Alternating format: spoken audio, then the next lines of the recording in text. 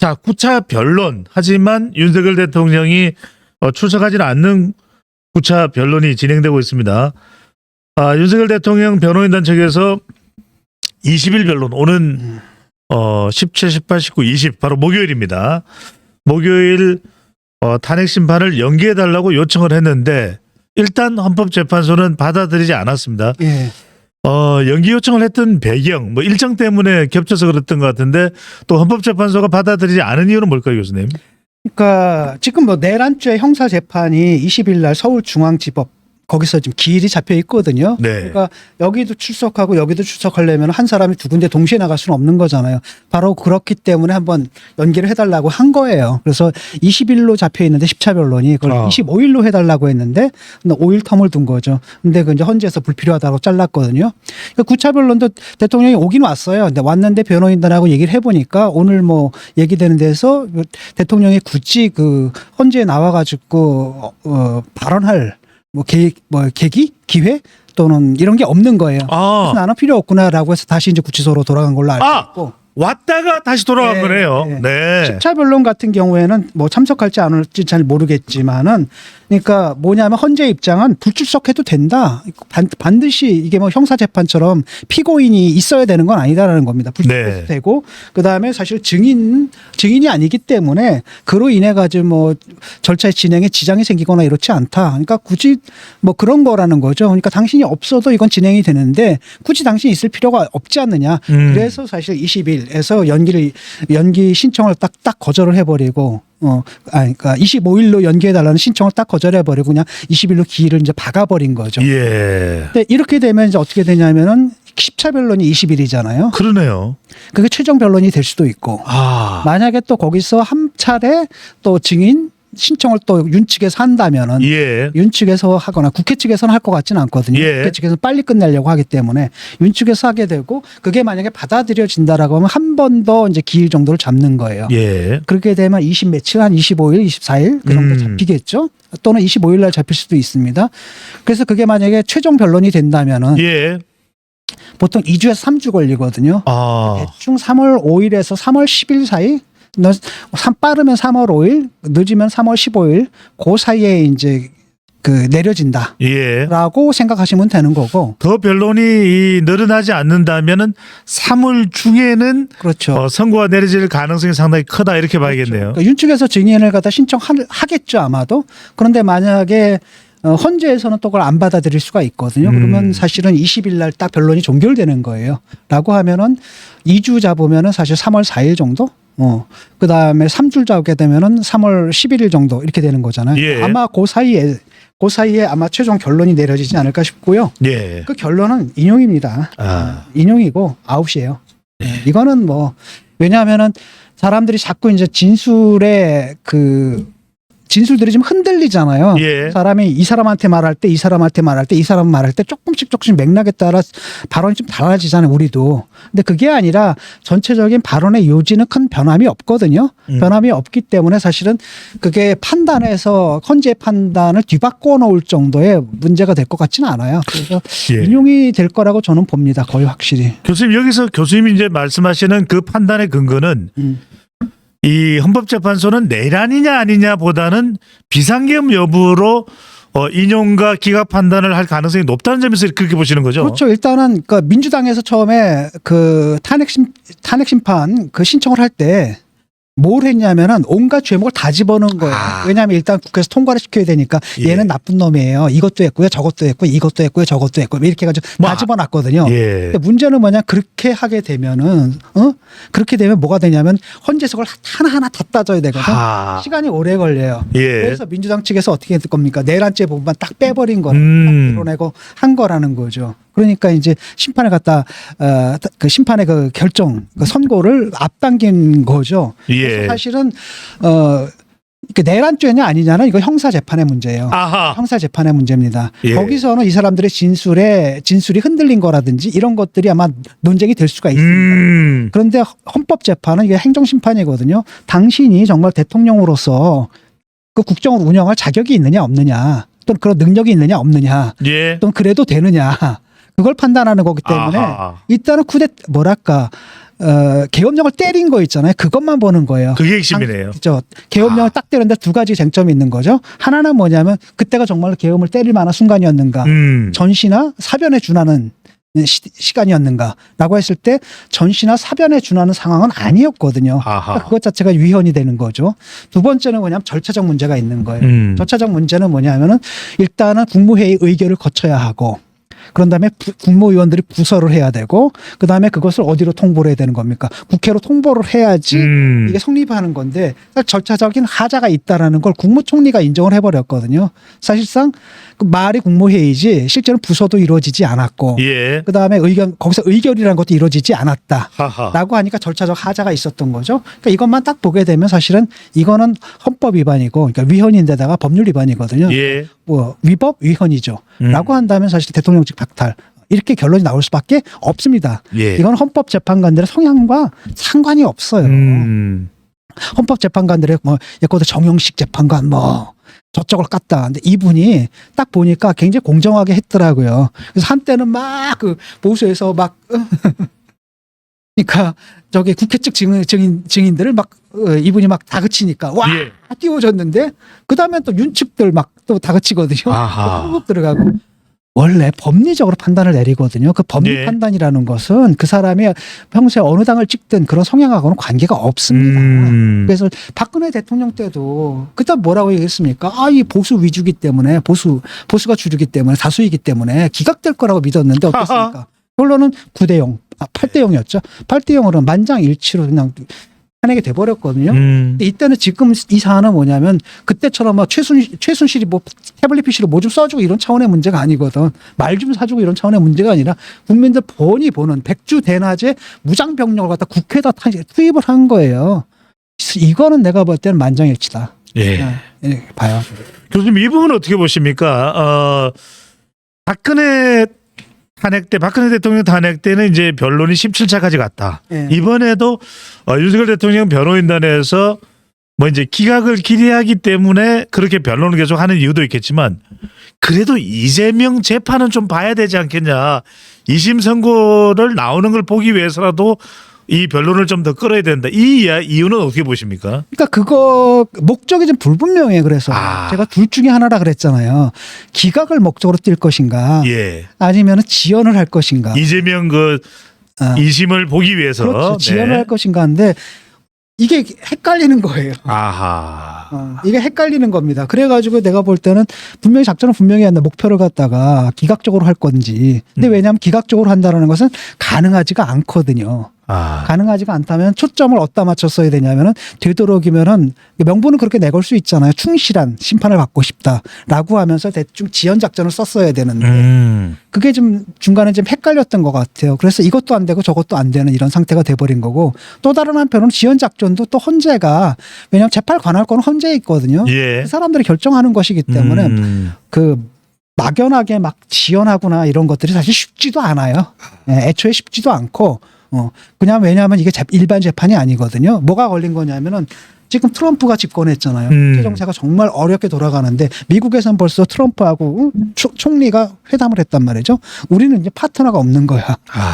이런 상태에서 빨리 이런 비정당적인 상황을 갖다가 종지부를 찍어야 된다는 대국민적인 합의가 있는 거예요. 그렇기 때문에 헌재가 서두르는 것 자체가 뭐 당하는 쪽에서는 굉장히 억울할 수는 있다 하더라도 그렇다고 이걸 갖다 마냥 정말로 규정에 나온 대로 6개월까지 끌 수 있느냐.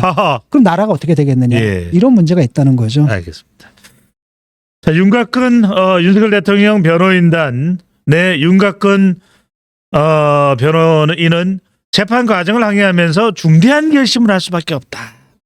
중대 결심설이 나왔습니다. 이게 교수님 어떻게 보십니까? 이게 일종의 긴장 국면 조성이라고 봐야 될까요? 아니면은 8년 전 박근혜 대통령 탄핵 때도 이야기됐던 변호인단 총사퇴일까요? 아니면 일각에서 이야기하는 뭐 윤석열 대통령 하야설도 이야기 나오는데 이 중대 결심은 뭘까요? 내가 볼 때는 지금 약간 뻥카인 것 같아요. 뻥카인 것 같고 중대 결심이라고 하면 두 가지 얘기가 나왔지 않습니까? 하나는 변호인단 사퇴하는 거. 박근혜 때도 사실 사퇴한다라고 해놓고 사실상 사퇴는 안 이루어졌단 말이죠. 두 번째 하야냐? 하야를 해서 뭘 해? 이 사람들의 목표가 뭡니까? 지금 기각 아니면 지연이잖아요. 근데 하야하는 순간엔 하야하는 순간엔 탄핵 인용과 같은 효과잖아요. 대통령직에서 물러나는 거 아니겠습니까? 두 번째, 하야하면 사실은 탄핵 심판보다 먼저 물러나는 거잖아요. 그러니까 지연의 목적이라는 것도 아니잖아요. 그거 배치가 된단 말이죠. 그렇기 때문에 하야는 제가 볼 때는 윤 대통령의 카드가 아닙니다. 그러니까 변호인단의 카드가 될 수가 없어요. 예. 변호인단의 목표는 뭡니까? 기각이잖아요. 그러니까 대통령직을 유지시키게 만드는 거잖아요. 그런데 하야한다? 그럼 자기들이 설정한 목표에 그 자체가 위배가 되는 겁니다. 그다음에 지금 당장 하야한다? 탄핵 심판은 그래도 몇 주라도 기다릴 수가 있는데 그 시간을 앞당기게 돼버린단 말이죠. 그러니까 그것도 원래 자기들이 설정한 지연의 목적에 또 어울리지가 않는 거죠. 충돌하는 거란 말이죠. 게다가 또 다른 한편은 뭐냐면 그 윤 대통령의 지금 입장이 뭐냐면 나는 정당했다라는 거거든. 정당했다라고 이제까지 주장했기 때문에 하야한다는 건 뭐냐면 내가 잘못했다는 걸 스스로 인정하는 꼴이 된단 말이죠. 그래서 내가 볼 때는 이건 윤 대통령이나 윤 대통령의 변호인단에서 취할 수 있는 입장은 아니에요. 예. 그러니까 지금 여당도 아니다라고 얘기를 하고 있고 야당에서도 그럴 가능성 없다라고 얘기를 하는데 예. 하야의 가능성은 없다. 그럼 남는 건 뭐냐? 변호인단 사퇴하는 건데 그것도 사실 지금 명분이 좀 많지 않거든요. 명분이 좀 많지 않습니다. 그러니까 뚜렷한 명분이 지금 없거든요. 그러니까 여태까지 이제 헌재가 뭐 서두른다라든지 또는 그 뭡니까 문영배 재판관에 대한 인신 공격들 막 하면서 예. 했는데 그것 자체로서 탄핵 심판 절차를 전부 다 부정하고 변호인단 사퇴하기에는 명분이 상당히 부족하거든요. 변호인들이 사퇴하면 좀 더 또 재판이 지연되는 그런 효과는 있겠죠. 효과는 있을 수 있으니까. 네, 있겠죠. 네. 있겠지만은 그것도 뭡니까? 최종 변론 이전에 해야 되거든요. 아하. 그럼 다음 또 변론인 뭡니까? 변호인단이 와가지고 뭐 사건을 좀 검토해봐야 됩니다. 뭐 이러면서 끌 수는 있겠지만 과연 그 카드를 선택할까? 그것도 그렇게 가능성이 커 보이진 않아요. 예. 가능성이 전혀 없진 않은데 그렇게 크진 않아요. 교수님 일각에서 나오는 이야기 하나만 더 여쭤보겠습니다. 일각에서 조금 터무니없을 수도 있는데 국민의힘 쪽에서 어떻게든 영향력을 행사하나요? 헌법재판관 3명 정도가 사퇴할 가능성 없어요. 없죠. 그거 왜 사퇴를 해 지금? 일각에서 나오는 이야기입니다. 그건 바람이죠. 아하. 그러니까 자기의 바람하고 현실하고 헷갈리면 안 됩니다. 이 세상에 내가 원하는 대로 움직여주면 얼마나 좋겠어요. 아하. 그렇지 않거든요. 그러니까 그 종교적인 믿음하고 그다음에 정치적인 신념을 이제 구별을 해야 되거든요. 과학적 믿음하고는. 그러니까 과학적 믿음은 바로 뭐야? 증거가 있어야 되는 거고 근거가 예. 있어야 믿는 거지만 종교적 믿음은 뭡니까? 증거 없이 믿는 게 종교적 믿음이잖아요. 지금 지지자들이 상당 부분 거기가 있는 것 같아요. 그러니까 자기들이 원하는 거 있잖아요. 바람을 현실이라고 착각을 하는 것 같아요. 그렇게 되면 결국 뭡니까? 현실적으로 올바르게 합리적으로 행동하지 못하게 되는 거예요. 그 결과 여기까지 온 거 아닙니까? 합리적으로 행동하지 못해서 대통령이 계엄을 때렸고 그 결과 자기만 위험에 스스로 자기 자신을 위험에 몰아넣은 거잖아요. 지금 그런 일들이 좀 벌어지고 있습니다. 그러니까 네. 머리를 써야 되거든요. 지금 딴 건 다 아니라 분명히 나는 이걸 바라지만 현실은 이렇다라는 걸 구별을 할 줄 알아야 돼요. 주관적 원망하고 객관적 현실. 현실을. 그다음에 자기의 주관적인 믿음하고 객관적 사실은 다른 거라는 거예요. 예. 그럼 정책 판단은 어떻게 해야 되는 겁니까? 믿음에 따라 행동해야 돼요? 아니면 사실에 따라 행동해야 돼요? 사실에 사실. 따라 행동해야 되는 거죠. 그러니까 그걸 비합리적으로 그런 걸 기대하다가 실망하고 그러면은 이제 자기들이 이제 믿었던 바가 또 좌절하는 거잖아요. 그렇기 때문에 이제 인지 부조화 현상이 벌어져요. 네. 그렇게 하면 거기다 거꾸로 된 결론으로 나가는 겁니다. 부정선거가 어쩌고저쩌고 이렇게 나가요. 아하. 자, 여하튼 교수님 말씀은 믿음보다는 사실에 입각해서 행동해야 된다는 말씀이셨습니다만 지금 윤석열 대통령 지지자들은 문영배 재판관의 헌법재판관의 집까지 몰려갔습니다. 재판관을 흔든다 이렇게 볼 수 있는데 이건 어떻게 보시나요? 자, 그러면은 문영배 이분이 탄핵을 내 같으면은 탄핵을 그 기각을 하다가도 인용할 것 같아. 그렇잖아요. 네. 그러니까 물론 이제 그런 개인적인 사심의 그 헌법재판관들의 결정이 왔다 갔다 할 거라고 보지는 않거든요. 예. 그럼에도 불구하고 어쨌든 심리적으로 그 사람한테 좋은 결과를 주지는 않고 그다음 문영배만이 아니라 다른 헌법재판관들에게도 그 사람들한테 어떤 시그널을 주는 겁니까? 굉장히 부정적 시그널을 줄 수밖에 없는 거잖아요. 예를 들어서 같은 헌법재판관인데 한 사람이 이짐에 당하고 있네. 저 사람들에게. 그러면은 나의 입장에서는 어떻습니까? 저거 왜 저래 쟤네들. 반감이 들겠죠. 그렇기 때문에 죄송합니다. 예. 이걸 내가 무음을 했어야 되는데 네. 그렇기 때문에 이거는 효과도 없고 또 다른 한편은 뭐냐면 그 지방에 그 지역에 살고 있는 주민들이 엄청 반발하거든요. 그러니까 나도 거기 지나갔어요. 지금도 주변 주민들이 소음과 이 소란을 호소하고 있습니다. 짜증 나더라고 저. 아. 그러니까 헌법재판소 관광객들도 많이 다니거든 외국인 관광객들. 근데 거기서 막 그냥 끔찍하거든요. 그 다음에 또 저기 뭐 토요일인가 그때는 또 제가 이제 삼청동에 집 보러 가는 길에 예. 민주당 사람들이 또 그냥 확성기 틀어놓고 또 막 난리가 짜증이 나더라고. 그러니까 이게 굉장히 짜증 나는 거거든요. 그러니까 국민들을 자기 편으로 만드는 게 아니라 적으로 돌리는 겁니다. 예. 그래서 지금 저러다 보면 뭐냐면 중도층에서는 역풍이 불어요.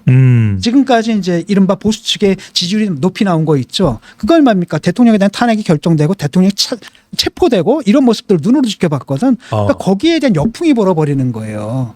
근데 역풍이 불었는데 이게 또 한참 올라갔잖아. 예. 여기에 대한 또 역풍이 불고 있습니다. 하하. 이게 지금 벌써 지지율로 나타나고 있어요. 그러니까 지지율 역전이 되고 있죠 지금. 그다음에 1대1 대결에서 민주 후보 그러니까 이재명과 그다음에 양자 대결입니다. 국힘 후보들 양자 대결에서 거의 20% 차이로 뚝뚝뚝 나고 있거든요. 그런 것들이 이미 이제 역풍에 따른 또 다른 역풍이 지금 들고 있다는 겁니다. 이런 것들이 굉장히 부정적인 영향을 끼치는 거고요. 그 사법 쉽게 말하면 헌법재판소의 그 결정에도 부정적인 영향을 끼치고 예. 그다음에 자기들의 지지율에도 부정적인 영향을 끼치는 거예요. 아하. 근데 이걸 잘해야 되거든. 그렇기 때문에 정당에서는 어떻게 되냐면 바로 이렇게 가지 못하게끔 설득을 해서 이끌어 나가야 되거든요. 예. 그게 리더십이 그 지도력이에요. 아.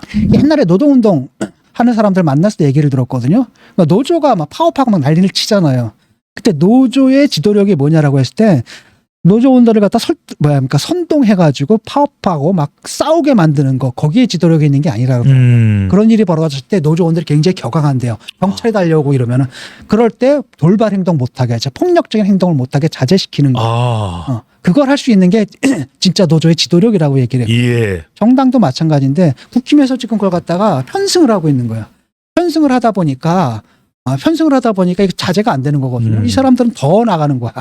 예. 이런 것들이 전반적으로 중도층이 딱 볼 때는 처음에 이제 대통령 짜증나 빨리 탄핵해버려 이랬거든. 근데 탄핵 딱 하고 나니까 이제 대통령은 정리가 된 거잖아요. 예. 일단은 헌법재판 넘어가가지고 탄핵심판에 넘겨줬고 두 번째는 형사재판까지 받고 있거든. 구속까지 됐거든. 여긴 정리가 된 거야 어느 정도. 그런데 이재명 너는 뭐야? 이걸 뭘 잘했어? 이거 여기에 대한 역풍이 분 거거든요. 그래가지고 한동안 이게 올라갔거든. 예. 얘네들이 또 막 가네. 막 광주로 쳐들어가네. 대구에서 난리를 치네. 그다음에 막 뭡니까 법원을 갔다가 서부지방법원입니다.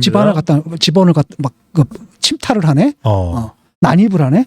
그다음에 문영배 재판관 집으로 집에 갑니다. 몰려가 난리를 치네. 이렇게 되면 거기에 대한 또 역풍이 또 부는 거라는. 중도층이 드러나네요. 그렇죠. 자, 이런 상황에서 논란의 인물입니다. 이제 마지막 증인으로 아직까지 완전 마지막 변론이라고는 할 수 없습니다만 한덕수 국무총리도 절차적으로 정당했느냐 국무회의가 비상계엄을 하기 위한 또 한 사람이 이른바 민주당의 탄핵 공작이었다라고 윤석열 대통령이 콕 집은 인물이 바로 홍장원 전 1차장입니다.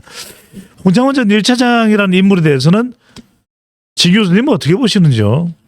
그러니까 이 홍장원 1차장하고 그다음에 그 국정원장 있잖아요. 그 원장하고 약간 뭐 사이가 좀 안 좋았다 그러더라고요. 그때 대북 송금 문제 관련해 가지고 이 사람이 뭐 징계도 받고 뭐 이랬던 모양이에요. 감사도 받고 징계도 받고 그래가지고 뭐 사이가 좀 안 좋다라고 하는데 일단은 홍장원에 이어가지고 이제 곽종건 이 사람들의 진술을 갖다 흔드는 거잖아요.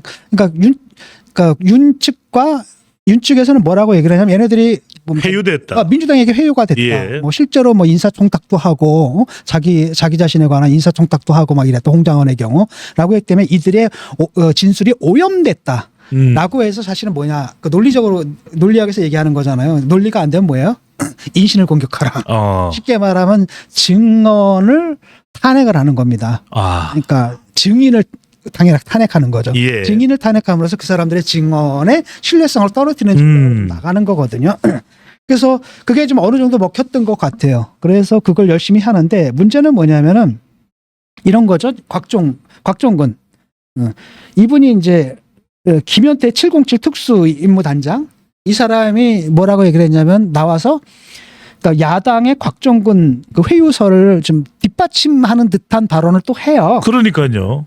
사실은 박범계하고 유승찬 의원이 있잖아요, 민주당이. 예. 이 사람이 곽종건을 만난 거예요. 부승찬 말씀하시죠? 네. 아, 부승찬 참. 네네. 부승찬 이분들이 뭡니까? 곽종건을 만났거든. 예. 이 만남이 사실 적절하지 않지. 이렇게 되게 되면 나중에 법원에서 이 사람의 그 진술이 오염됐다 이렇게 판단될 예. 수가 있거든. 이게 사실은 그러니까 이 박범계, 부승찬 이 사람들은 자기가 점수를 좀 내려고 했던 것 같아. 이 사태 속에서 내가 이런 공을 세웠다. 예. 하느라고 이 사람을 만나가지고 만남을 한 거죠. 거기서 이제 진술을 받았는데 그 당시에 이제 김현태 그 707 특수임무단장이 뭐라고 그랬냐면 박범계가 그 노란 메모지에다가 곽종근이 그 자리에서 말했던 걸 썼대요. 딱 쓴 다음에 확인차 이거 맞지? 한번 네가 읽어봐. 그래서 읽기까지 시켰다라고 하거든요. 그러니까 이게 딱 보게 되면 이게 결국은 뭡니까? 뭐 어디에 나가가 방송 나가거나 예. 피부 나가거나 이래서 이렇게 발언하게끔 쉽게 말하면 발언을 회유한 게 아니냐라는 비난을 받을 수 변호사가 마치 피의자에게 법률 자문하듯 했네요. 네. 했다라는 거죠. 그러니까 이걸 이제 물고 늘어지는 겁니다. 근데 문제는 뭐냐면 거기에 대해서 그래서 그렇다면 이게 회유한 거라고 볼 수 있느냐? 라고 물었거든요. 예. 그랬더니 김현태 이분이 뭐라 그러냐면 그건 답변하지 않겠다라고 하는 거예요. 답변을 회피해버렸고. 그러니까 회유라고 하지 않고 난 그냥 그 사실대로 얘기하겠다라는 건데 문제는 뭐냐 그 노란 메모지에 쓰인 게 문제가 아니겠습니까? 예. 그거는 그 회유하기 이전에 일단 노란 메모지에 썼더라는 것은 곽종근이라는 사람이 한 말을 받아 적은 거잖아요. 그러니까 확인차 네가 말한 게 이게 맞지라고 한 거거든요. 그러니까 이걸로써 그 사람이 진술한 내용의 신빙성을 다 탄핵하긴 힘들어요. 다 탄핵하긴 힘들죠. 약간 오염은 됐지만 예. 그 실체적 진실 자체를 갖다 뒤집을 만한 게 되는 건 아니에요. 예를 들어 그렇게 되려면 뭡니까? 박범계가 노란 메모지에다 써서 이렇게 진술해라. 예. 라고 하고 그 사람이 읽었다라고 하면 이건 명백하죠. 아. 근데 그게 아니라 그 사람이 한 말을 자기가 받아 적은 다음에 이게 맞습니까? 한번 당신이 어디 나와서 공적으로 발언할 때 한번 확인하는 거예요. 예. 확인한 거거든요. 그렇기 때문에 사실상 약간 오염은 됐지만 그 실체적인 진실을 갖다 뒤엎을 만한 이런 증언이 되지는 못하는 거. 만난 것 자체가 민주당 의원을 만났다는 것 자체가 상당히 의심을 받네요. 김병주 의원하고도 만나고 유튜브에 박선원 의원과 함께 있는 그 유튜브에 출연한 것도 그렇고요. 네. 그러니까 네가 국회 나가거나 유튜브 나가거나 뭐라고 할지 미리 이제 점검했다는 얘기잖아. 근데 문제는 뭐냐 그 발언 자체는 곽종근 입에서 나온 거예요. 그러니까 실제로는 그게 문제가 되려면 너 이렇게 말하라고 지가 써서 줬어야지. 아하. 그러면 이제 빼도 박도 못하는 건데 그건 아니라는 거고 또 하나는 뭐냐 단전 지시. 그러니까 국회가 이제 5분간인가 그 단전이 됐잖아요. 예. 단전이 됐는데 지하 1층. 네. 그런데 거기에 대해서 그것도 대통령이 시킨 건 아니다라고 지금 증언을 한 거예요. 그러니까 곽종근 사령관이 대통령하고 이제 뭡니까 통화를 한 다음에 자기 스스로 판단한 거죠. 그럼 단전을 해야겠구나 이렇게 한 것 같고 이걸 좀 맞는 것 같아요. 뭐 대통령이 전기 끊어라고까지 얘기했을 것 같지는 않거든요. 예. 그러니까 아마도 어떤 모종의 지시를 했는데 그걸 갖다 알고 생각하기에 아 그렇다면 단전해야겠구나라는 판단은 곽종근에게서 나온 게 맞는 것 같아요. 그래서 근데 이런 것들을 건네 가지고 걸어서 일종의 그 두 증인이잖아요. 두 증인의 증언을 좀 탄핵하려고 하는데 탄핵이 안 될 것 같아요. 왜냐하면은 그런 것이 있다 하더라도 덜어 오염되고 그다음에 디테일에서 약간의 차이가 있지만 어쨌든 실체적인 본질 예. 실체 또 실체적 진술 자체는 변함이 없거든요. 그래서 이걸로는 탄핵이 되기 어렵다라는 거죠. 다만 형사 재판에 가면은 이제 이걸 한번 따져는 볼만할 거예요. 예. 형사 재판은 상당히 꼼꼼하게 했기 때문에 그렇지만 탄핵 심판에서는 이것은 큰 역할을 못할 것이다. 지금 줄곧 우리가 진영우 교수님의 대담을 이어가면서 헌법재판소가 내란 여부를 따진다면 그건 쉽지 않을 것이다. 그렇죠. 그러려면 그건 엄청나게 오랜 시간이 그러니까요. 걸리거든요. 하지만 비상계엄을 윤석열 대통령이 적법하게 또 헌법에 맞게끔 했느냐라는 것을 따져 묻는다면 이것은 매우 예민하거나 지 교수님 말씀하셨던 그 결과에 도달될 가능성이 높다. 이런 그러니까요. 말씀이셨고요. 형사 재판에 가면 이거 좀 약간 복잡할 겁니다. 간단하지 않을 거예요. 왜냐하면은 일단 국무회의는 걸치긴 했거든. 형식적으로는 부서가 됐거나 안 되거나. 근데 국무회의가 사실 절차적으로 완전하지 못했다라는 거지만 일단 거쳤거든.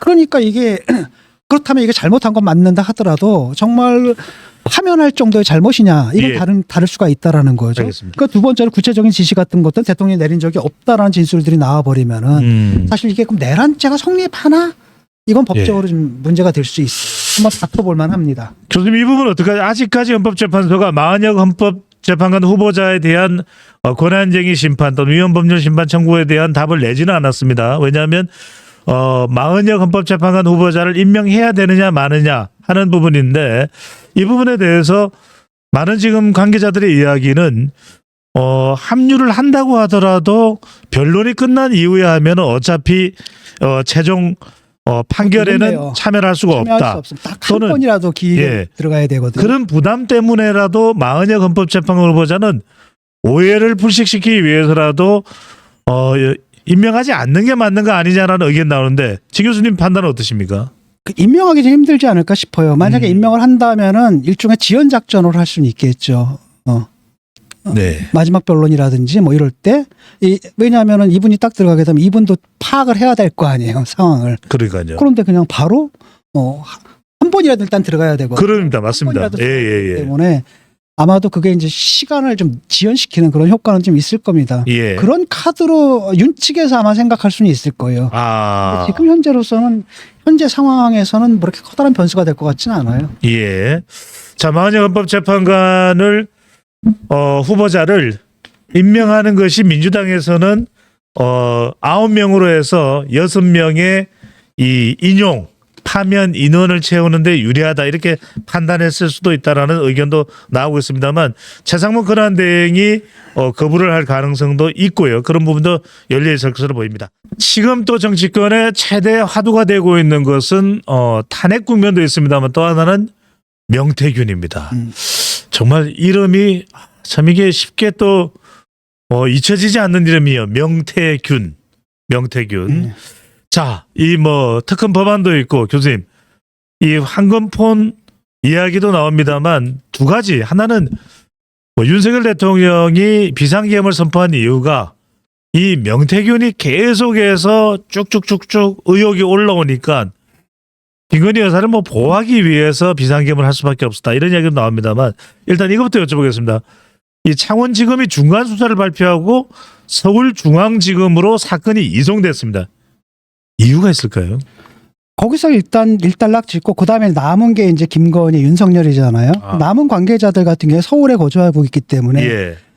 수사의 필요상 서울로 옮긴 걸로 알고 있습니다. 거기다가 무슨 의미 부여할 필요는 없는 것 같아요. 그냥 일상적인 절차라고 보고요. 예. 그 명태균 녹취록은 사실 민주당에서 펌프질을 하는 거거든요. 민주당에서 엄청나게 펌프질을 하는데 제가 계속 얘기를 하거든. 이거 보면은 뻥카야 대부분. 뻥카다. 그러니까 별로 소리만 요란하지 예. 별로 나오는 게 없어요 계속. 그러니까 이게 이제 민주당에서 이걸 왜 펌프질을 하냐면 이걸 펌프질할 경우에는 그러니까 대선에서 이제 잠재적인 경쟁자가 될 수 있는 사람들을 제거할 수가 있거든요. 첫 번째가 이제 오세훈, 그 다음에 홍준표가 걸려 있고. 그러니까요. 이름이 거론되고 있죠. 이준석도 걸려 있고. 예. 거기다 이제 기본 옵션으로 김건희, 윤석열은 기본으로 걸려 있는 거고. 한동훈 전 대표 빼고는 다 들어가 있어요. 그렇죠. 네. 거기다 겉다리로 또 윤상현도 걸려 있고. 그러니까 이게 계속 되면은 특검으로 가게 되면 이거 뒤지고 저거 뒤지고 막 할 거 아닙니까? 예. 그래서 이제 이걸 계속 펌프질을 계속 하는데 정작 명태균이 얘기하는 것들 딱 보게 되면 영양가가 별로 없거든요. 그러니까 명태균 말에 따르면은 이런 겁니다. 공천 개입을 했다라는 거잖아요. 김건희가. 그래서 작년 2월 16일하고 19일에 걸쳐가지고 한 5번이나 6번 정도 텔레그램 통화를 했다는 겁니다. 그래서 그 내용을 갖다 이번에 공개를 했거든요. 예. 근데 거기서 그때 김건희가 뭐라 그랬냐면 김상민 검사가 있는데 이 김상민 검사가 조국 수사 때 수고가 많았다고 이 사람을 갖다가 창원의창인가? 거기다 꽂아달라고 부탁을 했다는 겁니다. 지역구에. 그 다음에 또 박완수 경남지사한테도 내가 미리 부탁해놓았다. 국회의원 되게 도와달라 이렇게 얘기를 했다라는 거예요. 그랬더니 이제 명태균이 발딱 방방 뜨면서 아니 이거 검사 생활하다가 바로 어떻게 느냐 이런 공천 이렇게 하면 총선 참패한다 뭐 자기가 그렇게 얘기했다라는 얘기잖아요. 예. 근데 결과적으로 어떻게 됐습니까? 이분 경선에서 컷오프 됐어요. 이게 됐다라고 한다면 뭐 여사가 힘을 썼겠거니 어쩌거니 이런 얘기가 나오지만 예. 그러니까 뭐 자기가 부탁하는 건 정도는 할 수 있겠죠. 그렇죠? 근데 문제는 뭐냐면 이게 이 사람이 그때 공천을 받았어야 되거든. 근데 컷오프가 돼버린 거야. 그러니까 이게 뭐야? 그잖아요. 그다음에 이 정도 전화 누구나 다 하지 않나요? 그 몰래 다 앉아가지고 다 돌리는 거지. 아, 요번에 누구 좀 밀어줘. 요거는 누구 좀 밀어줘. 이런 것들은 서로 하거든. 예. 근데 문제가 되는 건 뭐냐면 그게 영부인이라는 지위를 이용해서 공적 절차를 왜곡시킬 때 문제가 되는 거잖아요. 근데 문제는 뭐냐면 딱 보니까 공적 절차는 기능했다라는 거예요. 아. 영부인이 사람들한테 뭐라고 말하고 다니든 간에 예. 결과적으로는 이 영부인이 꽂으려고 했던 사람이 컷오프 됐거든. 그리고 안 먹힌 거란 말이죠. 그러니까 이건 실체가 없는 거야. 이런 걸 뭐하러 폭로하는지 모르겠어요. 그다음에 이제 두 번째가 재미있는 부분이 있는데 그렇다 그래가지고 뭐 명태균이 거짓말하는 것 같지는 않거든요. 근데 명태균이 하는 말 다 맞을 겁니다. 근데 딱 보면은 엄청나게 뻥 하고 광고 과대포장을 해가지고 질소과자처럼 꽝 했는데 딱 열어보면 얼마 없는 것처럼 영양가가 없는 것처럼 사실은 그게 문제라는 거죠. 근데 이 사람이 거짓말한 것 같지는 않아요. 보면은 뭐라 그랬냐면 이철규 윤한홍으로부터 보수 정권 역사 이래 가장 많은 의석을 얻을 거라고 들었다. 김건희가 이렇게 얘기했다라는 거 아니에요. 생각해봐요. 이거 맞는 얘기인 것 같거든. 왜냐하면은 지난 총선에서 김건희는 자기가 대승할 거라고 믿은 거야. 그랬더니 자기가 벙벙 뜨면서 뭐라 그러냐. 아니다. 110석 넘기 힘들 거다. 정확하게 108석 나왔잖아요. 예. 아마 그것도 거짓말했을 것 같지는 않거든. 왜냐하면 대부분 다 그렇게 우리가 판단했잖아. 대부분의 상식적인 사람들이 110석 아래로 얻을 거다라고 판단을 했거든. 그랬는데 재밌는 건 뭐냐, 요 인식이라는 겁니다. 이철규라는 사람 하잖아요. 예. 근데 윤한용 대표적인 뭐예요? 친윤들이잖아요. 이런 사람들이 귀를 막아버린 거야. 대승할 거라고 역사적으로 그냥 압도적으로 대승할 거라고 얘기한 겁니다. 근데 결과를 딱 보니까 참패했네. 그럼 뭐가 잘못된 거지? 내가 잘못했다고 생각을 안 해. 그럼 어디로 가는 거야? 부정선거. 이렇게 가는 거란 말이죠. 이렇게 이제 여기서 보이는 거예요. 지금. 그때 한 여론조사 전문가도 180석을 이야기했던 누가 있는 것 같긴 합니다. 그렇죠. 실없는 사람이 있었죠. 네네. 저는 아닙니다. 절대로. 네. 그 전에 한번 맞췄다고. 예. 그 전에 한번 맞췄다고 실없는. 무슨 문어라고 땡 문어라고. 한동안은 아주 잠깐 동안 그런 적이 있었습니다. 한동안 이제 비대위원장 돼가지고 한동안 막 올라갔는데 대통령하고 김건희가 나서면서 그냥 쭉 떨어진 거 아닙니까 그때. 네. 그러니까 그 직전까지만 해도 괜찮을 것 같다라는 분위기가 그럼요. 잠깐 한 2주 정도 있었어요. 누가 나와서 140석, 150석 그렇죠. 이야기했다가 조용히 하라고 입단속 이야기도 자제시키고 들었고요. 그랬던 네. 분면이 잠깐 있었지만 그 이후로는 이거는 뭐 뻔한 거니까 참패라고 네. 했는데 이게 이제 인지 부조화에 빠지거든. 이건 난 그렇게 믿었어. 믿었어. 근데 현실을 딱 보니까 108석이네. 차이가 발생하잖아요. 그러면 이거에 따라서 자기 믿음을 교정해야 되는데 믿음에 따라서 현실을 교정하려고 그래. 그러니까 결국 뭐니까 부정선거야. 이렇게 가버린다라는 거죠. 대통령도 그 길로 가고 이번에 김건희 여사도 그렇게 가고 그러다 보니까 계엄했을 때 뭡니까? 선관위에다 병력을 투입하고 이런 일들이 벌어지는 거라는 거죠. 얼마나 황당합니까? 이게. 180명으로 믿었는데 오히려 거꾸로 민주당이 180이 나오니까 이건 도저히 묵과할 수 없다. 인지 부조화에 빠지는 겁니다. 그러니까 그런 얘기가 있잖아요. 보통 극우적인 사람들이 그런 생각을 많이 하거든요. 극단적인 사고의 소유자가 히틀러의 일기가 발견된 거야. 일기가 발견된 겁니다. 그러니까 막 극우파들이 난리가 났죠. 와, 총통의 일기가 발견됐다. 근데 나중에 딱 점사를 해보니까 이 일기에 쓰인 종이가 1950년대에 생산된 종이야. 그리고 정상적인 사람들은 뭐라고 생각합니까? 그거 위조되다. 그 위조된 일기다라고 생각할 거 아닙니까? 2차 대전 때 끄실 수가 없네요. 그러니까 히틀러는 1945년에 죽었는데 어떻게 일기가 1950년대에 쓰여질 수 있어? 그럼 상식적인 사람은 저 위조다라고 판단하잖아요. 근데 그 사람들은 거꾸로 갑니다. 그렇다면 총통은 아직도 살아있다. 이렇게 가는 거야. 아르헨티나에. 이런 식으로 간단 말이에요. 예. 근데 지금 이게 이제 그 인지 부조화에 빠진 사람들이 살아가는 방식이거든요. 교수님 하여튼 그 말씀하신 인지 부조화도 그렇지만 민주당에서는 지금 박주민 의원도 면회를 갔다 왔습니다. 명태균을. 예. 또 여러 명태균을 만나거나 또는 명태균과 관련 있는 누굽니까? 강혜경 씨는 또 민주당에서 수시로 접촉을 하고요.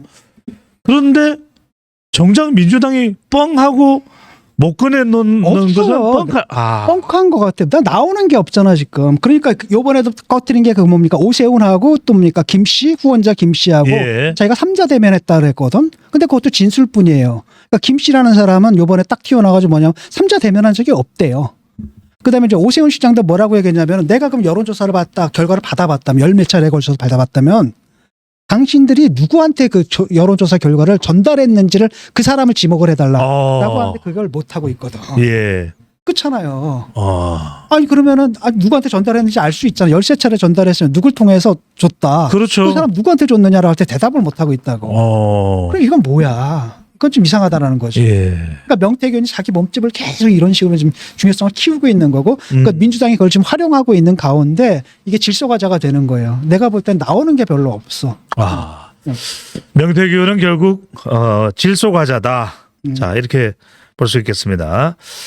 자, 지금 이제 이 명태균 발언이 나오면서 또 하나 이제 주목하는 것이 이제 명태균 특검법인데, 사실 이것도 최상무 권한 대행도 식군등하고 또 명태균 특검법에 대해서 일각에서는 마치 한동훈 전 대표와 가까운 친한계에서는 한동훈 전 대표는 명태균하고 관련이 없으니까 명태균 특검법 통과되는데 친한계 의원들은 나서줄 것이다. 이렇게 해석을 하고 있는데 아니야. 그런 식으로 정략적으로 움직이거나 그러지 않거든요. 예. 친한계가. 일단은 명태균 특검은 일단 명분이 없어요. 이제 검찰이 수사하고 있잖아요. 그러면 되는 거지. 거기서 뭐 특별하게 나온 게 있습니까? 없는 거고. 그 이유라는 게 결국 왜 김건희 수사 안 했느냐, 아니 왜 윤석열 수사 안 했느냐. 서울지검에 올라오면 이제 그때부터 수사가 되겠죠. 그다음에 문제는 뭐냐면 이 사람들이 개입했다는 걸 딱 보게 되면은 없어. 이게 결국은 못 꽂았다는 얘기잖아요. 이 사람들이 로비를 했는데 결국 못 꽂았다는 얘기거든요.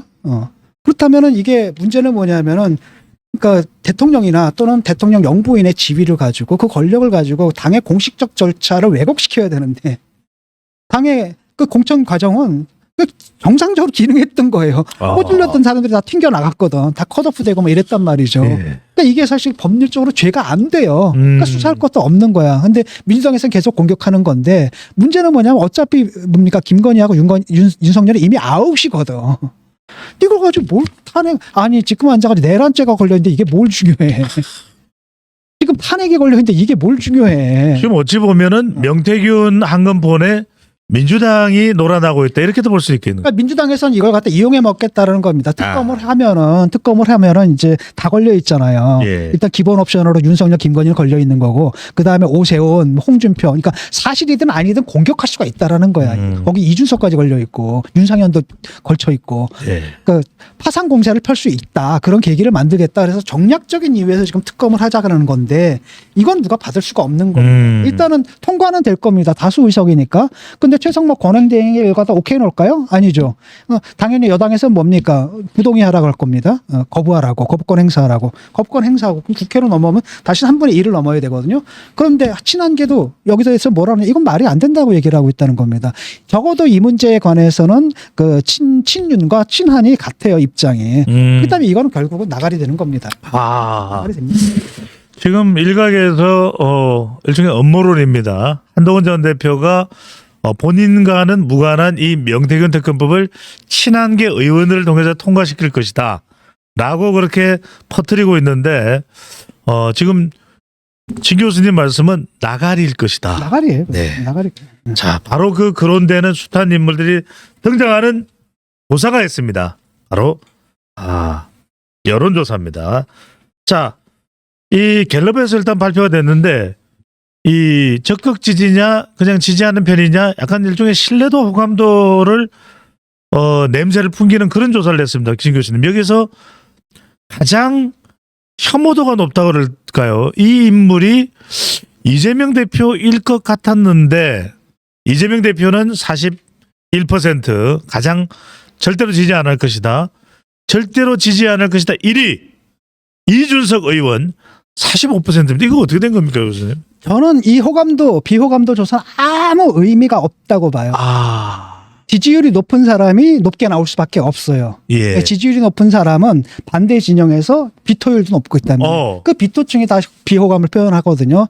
그러니까 오히려 거기서 퍼센티지가 낮게 나온 사람들은 오히려 지지를 못 받고 있다는 의미밖에 안 되는 근데 거예요. 이준석은 지지율이 그렇게 높지는 않지 않습니까? 근데 이준석 같은 경우는 좀 밑보인 것 같아요. 그래서 그러니까 호감도 조사는 별 의미가 없는 것 같고 이준석은 이쪽 저쪽에 다 밑보였다라는 거고 그래서 그럼에도 불구하고 별 의미가 없는 조사예요. 이거 왜 하는지 모르겠어. 뻔하거든. 예. 양쪽으로 양극화되어 있기 때문에 분명히 이쪽은 뭡니까 국힘 사람들은 이재명을 가장 혐오할 거고 그다음에 또 한편으로 뭡니까 이쪽 사람들은 민주 사람들은 국힘의 그 주자들을 가장 혐오할 거고 예. 그렇게 되는 건데 그거 뻔한 아. 건데 그걸 뭐하러 조사하고 있는지 모르겠어요. 그러니까 오히려 중도층을 상대로 예. 조사를 했다면 이게 의미가 있는 거죠. 어허. 거기서 지금 한 가지는 뭐냐 그래도 이준석이 오히려 이건 뭐냐 이게 나왔다라는 거 그래도 주목도가 있다는 얘기거든. 오. 주목도가 있는 거고 예. 나름대로 뭐랄까 경계를 하고 있다는 겁니다. 양쪽에서. 그러니까 오히려 이것은 뭘 바라주는 거냐면 이 비호감도라는 것은 이준석의 파괴력이 꽤 있네. 별로 없을 것 같았는데 좀 있겠네.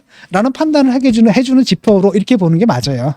아, 선생님 지금 그 발언은 예. 지금 가뜩이나 상당히 요즘 우울할 수 있는 이준석 의원에게는 상당히 희망적인 그런 분석인데요, 교수님. 잘 보세요. 인터넷에 기본 규칙이 있죠. 예. 제일 좋은 건 뭡니까? 나한테 선풀 받는 거잖아. 아, 그 다음에 뭐야? 악플, 악플 받는 거고. 최악이 뭐예요? 무플. 그렇죠. 아, 무슨 얘기인지 알겠죠? 네. 저는 왜 이렇게 악플이 많지? 네. 자, 그런데 이 양자 대결 구도입니다. JTBC가 발표를 했는데, 3자 대결. 3자 대결 여기 준석리 스톤도 들어가 있습니다. 이준 스톤. 네. 교수님, 그런데 이 조사 결과를 보면 일단 첫 번째 주목하는 것은 이재명 대표는 다 45 아니면 46이 나왔어요. 그런데 지금 김문수, 오세훈, 홍준표, 특히 이제 한동훈 전 대표까지 포함을 하면은 전부 20%대 아니면 10%대네요. 이게 왜 이렇게 차이가 날까요? 그러니까 이것도 의미가 없어요, 지금은. 아, 왜냐하면은 일단은 민주당은 후보가 거의 상 확정된 거예요. 이재명이야. 그렇죠? 예, 이쪽 확정됐어요, 안 됐어요? 안 됐죠. 안 됐어요. 그러니까 지금 하는 조사는 양자 조사는 의미가 없는 겁니다. 여기서 확정되면은 쫙 결집을 하거든요. 지금은 그 보수층도 나뉘어 있는 거예요. 예를 들어 가지고 친윤이냐 또는 그러니까 선을 그어야 되느냐. 예, 그러니까 친윤이다. 친윤 이 사람들은 뭡니까? 한동훈이나 또는 홍준표, 한동훈이나 예를 들어 오세훈에 대한 반감이 있겠죠. 쟤들은 탄핵에 찬성했던 애들 이렇게 본단 말이죠. 그러니까 지지할 수 없어. 반면에 이쪽에서는 어떻습니까? 뭐 친한이나 아니면 또는 비윤 같은 경우에는 예. 김문수, 홍준표 가지고는 대선 이길 수 없어. 중도 확장적 없어. 그러니까 지지 안 하는 거고. 이게 나눠져 있거든요. 근데 나중에 확정만 된다라면 그냥 무섭게 딱 붙을 거라. 다만 이제 김문수 같은 경우는 이제 너무나 명확하기 때문에 예. 너무나 명확하기 때문에 사실은 중도 확장성이 거의 없습니다. 김문수 같은 경우에 투표를 하면 지금 나온 여론조사에 그대로 나올 거예요 아마. 아하. 예, 중도가 붙을 여지가 없거든요. 예. 나 같아도 딱 보면 이럴 때 이제 굉장히 김문수가 나온다면 오히려 가장 큰 수혜자는 누가 되느냐? 내가 볼 땐 이준석이에요. 아니 이재명을 찍어? 그렇다고 김문수를 찍어? 대안이 뭐야? 대안이 뭐야? 이러면은 사실 이준석으로. 근데 만약에 이제 국힘에서 한동훈이나 오세훈 정도가 됐다라고 예. 하면 이준석이 빛을 발하는 거죠. 왜냐하면 한동훈하고 오세훈 같은 경우 탄핵에 그래도 찬성을 했거든. 라고 하니까 이준석이 좀 끼고 들어갈 그게 없는 거죠. 그러니까 어느 정도 높게 나온다 하더라도 안철수 보면 나오잖아요. 항상 제3후보는 뭐야. 처음에 이만큼 나왔다가 점점 가면 갈수록 어떻게 돼요? 줄어든단 말이에요. 네. 이렇게 될 가능성이 큰 거죠. 지금도 8% 7% 나왔다는 건 상당히 많이 나온 겁니다. 교수님, 이준석 의원이 이대로 7% 8%의 지지율이 나온다면은 본선 나가게 되면은 본선 이 유력 후보들과 토론이 같이 할 수 있습니다. 그렇죠. 이럴 때 국민의힘 후보가 힘들어지게 되는 겁니까? 이준석 의원이 본선 토론에 나가면 이재명 후보가 힘들어지게 됩니까? 나갈지 안 나갈지는 이게 모르겠습니다만. TV 토론 또 규칙이라는 게 있어요. 예. 그러니까 당에서 뭐 얼마 퍼센티지를 당의 지지율이 얼마가 넘어야 되고 여론조사에서 7, 8%면 나갈 수 있어요. 후보 예. 어떻게 짜이느냐에 또 다른데 어떻게 나갈 수 있습니다. 나가게 되면 괜찮은 거죠. 예. 내가 볼 때는 이준석으로서는 김문수가 나오는 게 가장 좋을 겁니다 아마. 그럼 가장 높게 나올 거예요. 왜냐하면 딱 봐도 아니거든. 이재명 분명히 아닌데 그렇다고 김문수야. 김문수도 아니거든. 네. 대안이 없잖아. 대안이 없으면 이제 이쪽으로 갈 수가 있는데 지금 나온 여론조사 3자 대결 구도를 보잖아요. 그럼 이준석이 누구 표를 깎아먹는지는 분명해졌다는 겁니다. 보수죠. 보수 쪽을 깎아먹고 있다는 거 분명해진 거예요. 자, 이번에는 많은 분들이 기다렸을 겁니다. 좀 사전 정보를 얻을 수 있는 의미도 있을 테고요.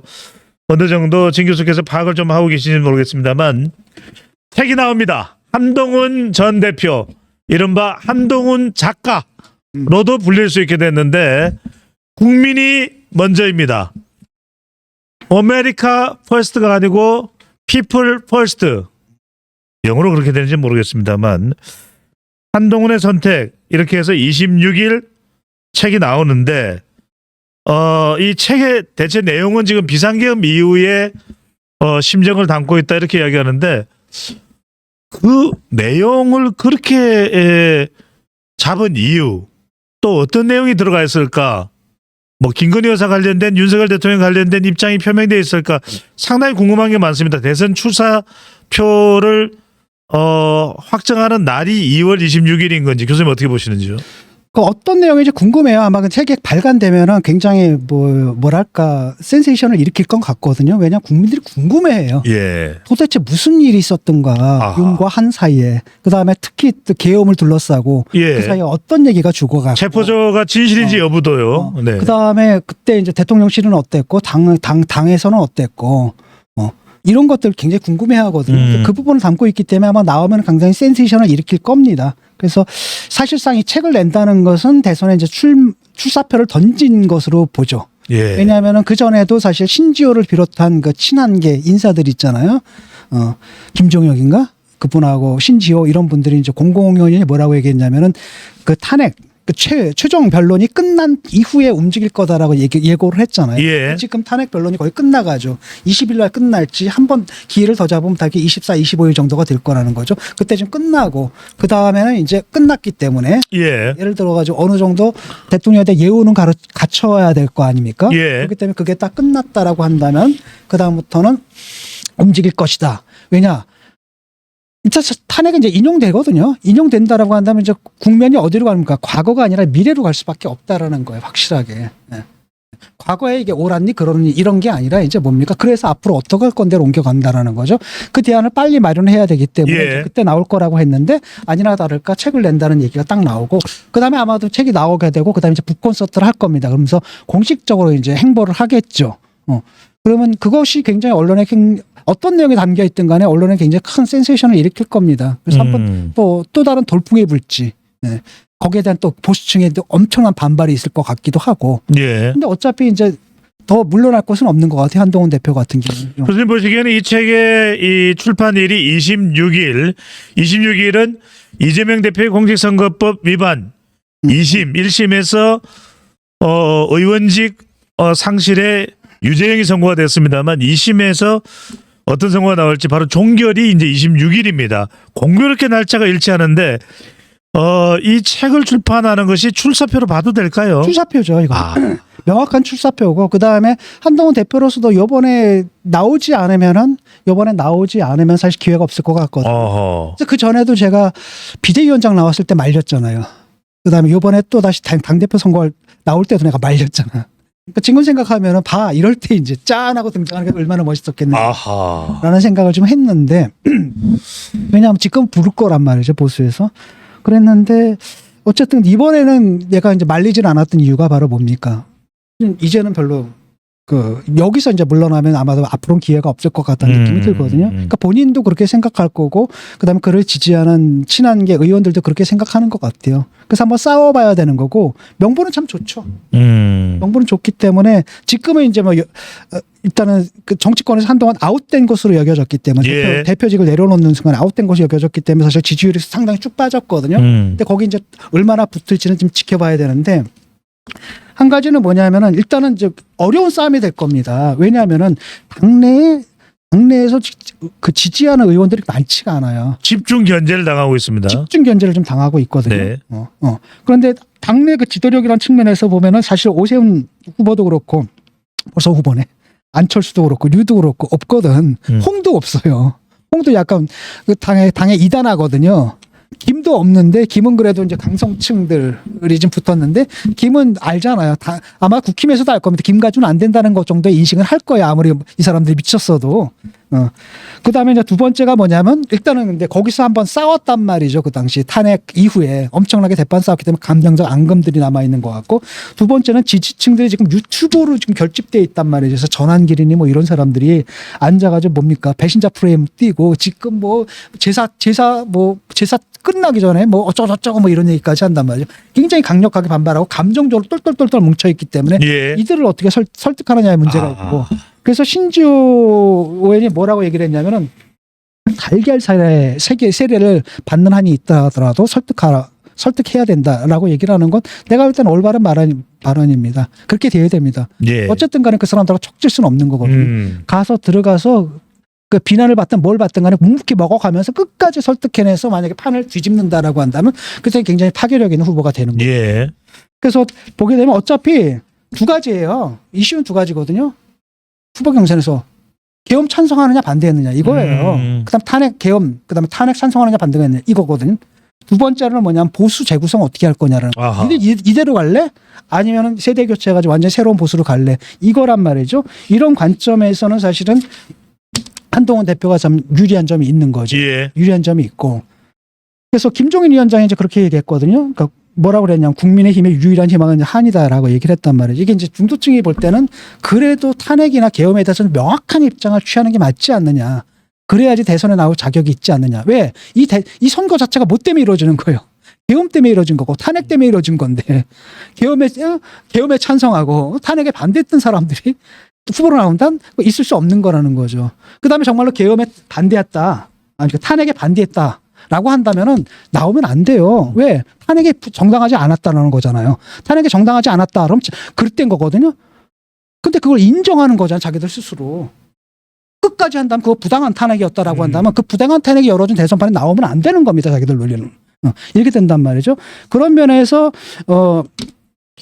나름대로 확실하게 이제 계엄과 탄핵에 대해서 아주 분명한 입장을 취했고 또 다른 한편은 계엄을 해제하는 데서 아주 결정적 역할을 했잖아요. 이게 보면 사실 중도층에게는 굉장히 정적 자산이거든요. 만약에 그때 한이 만약에 그걸 갖다가 계엄 해제를 안 했다고 생각해봐요. 그래서 계엄이 유지됐다고 생각해봐. 어떤 일이 벌어졌을까? 대통령은 아마 타도당했을 겁니다. 근데 국힘은 해산당했을 거야 아마. 국민들의 분노가 컸거든요. 그걸 막은 게 사실은 한이라는 겁니다. 그러니까 그런 점에서 볼 땐 나름대로 이제 중도 확장성이 있다라고 이분이 이제 판단하는 거죠. 그다음에 이제 두 번째는 뭐냐면은 윤을 딱 내친다면 어차피 친윤은 이제 구심점이 사라진 거야. 윤이 있어야지 구심점이 된 거잖아. 근데 이게 사라져 버렸거든. 그럼 뿔뿔이 해가지고 일제는 해쳐 모여해서 줄서기를 할 거라는 겁니다. 줄서기를 할 때 누구한테 쓸 거야? 오한테 쓸 건가? 한한테 쓸 건가? 아니면 홍한테 쓸 건가? 아니면 김한테 쓸 건가? 가장 편한 건 이제 김한테 쓰는 거겠죠. 그게 가장 자연스럽죠. 근데 문제는 뭐냐면 김이 그 인기를 얻은 게 바로 뭐 때문입니까?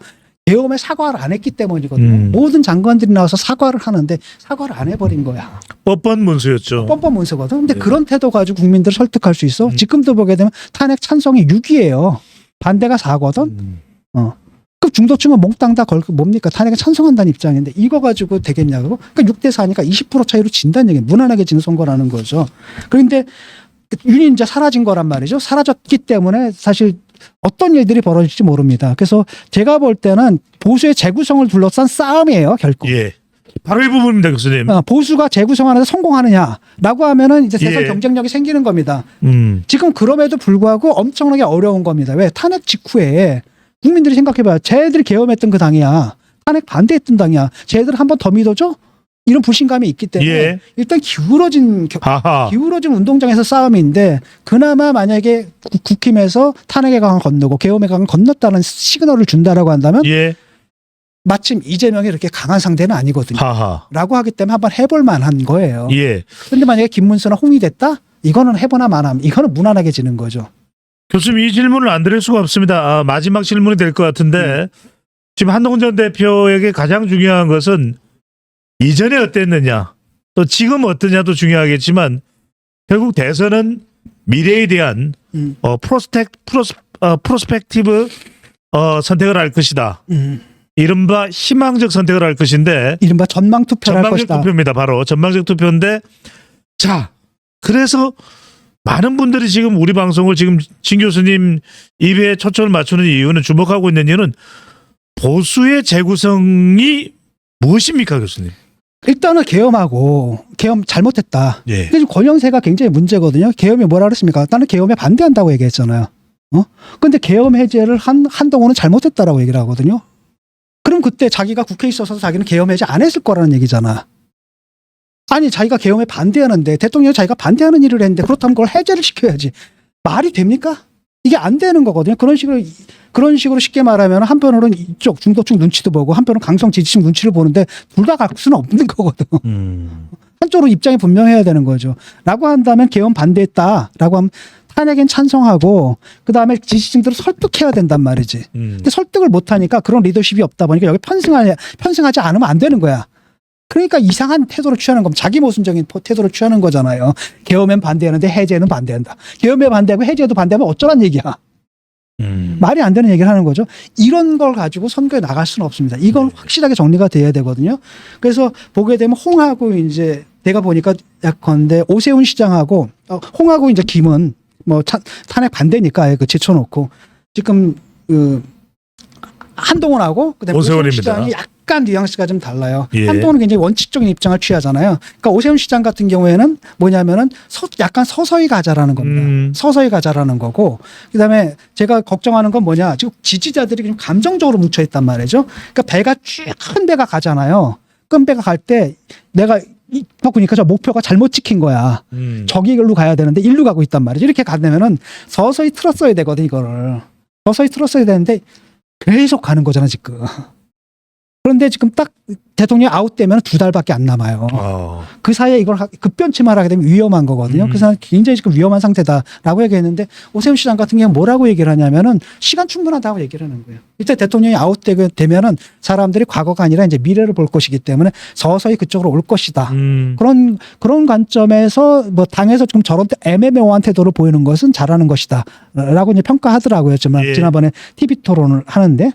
그런데 요번에 한동훈 같은 경우는 진작에 꺾었어야 된다는 거죠. 약간의 뉘앙스 차이는 있는 거예요. 뉘앙스 차이 있는데 아마 시간이 굉장히 촉박할 겁니다. 왜? 지금 보세요. 지금 뭐 울산까지 저기 대구까지 광주까지 똘똘똘똘 뭉쳐 있거든요. 근데 문제는 뭐냐면 사람들 그렇게 많이 모여 있는 거 보잖아요. 그럼 사람이 미쳐요. 많아 보이죠? 하나도 안 많은 겁니다. 그거. 거기서 모인 사람들은 지들이 뭐 엄청나게 많은 것 같잖아요. 내가 지나갔잖아. 민주당 집회에서 지나갔거든. 밖에 있는 사람은 관심도 없고 짜증내. 또 시끄럽게 저런다. 막 짜증내고 있거든. 그게 현실인데 거기서는 지들만 보이는 거야. 그게 세계 전부라고 보이는 거죠. 국힘이 그런 상태에 빠져 있는 거거든요. 지금 얼마나 자기들이 소수인지를 몰라요. 얼마나 고립되어 있는지 모르는 거예요. 빨리 선을 해야 됩니다, 지금. 그래서 이미 이제 조선일보라든지 중앙일보 같은 경우 그런 사설들이 나오고 있습니다. 조선일보는 상당히 강성 지지층을 염두에 두면서 가야 된다. 그러니까 전환길이 지금 이상한 짓을 하고 있는데 전환길에 대해서 뭘 평가하냐면 5.18. 5.18은 민주화 운동이었다라고 말한 거. 그 부분을 평가하는 겁니다.